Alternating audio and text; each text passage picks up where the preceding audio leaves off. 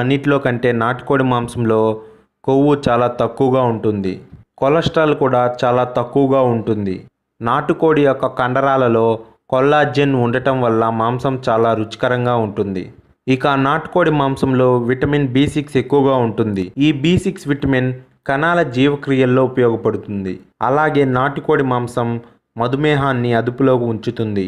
రక్తనాళాలలో కొవ్వును పేరుకోనివ్వదు. అలాగే వయసుతో పాటు వచ్చే మతిమరుపును రానివ్వదు.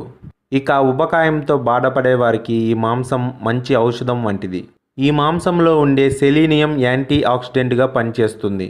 అలాగే ఈ మాంసంలో ఉండే సెలీనియం థైరాయిడ్ జీవక్రియల్లో ప్రముఖ పాత్ర వహిస్తుంది.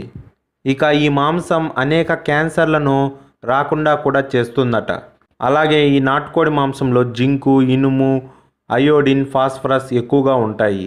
ఈ మాంసం తినడం వల్ల పొల్లు, ఎముకలు బలోపేతం అవుతాయి.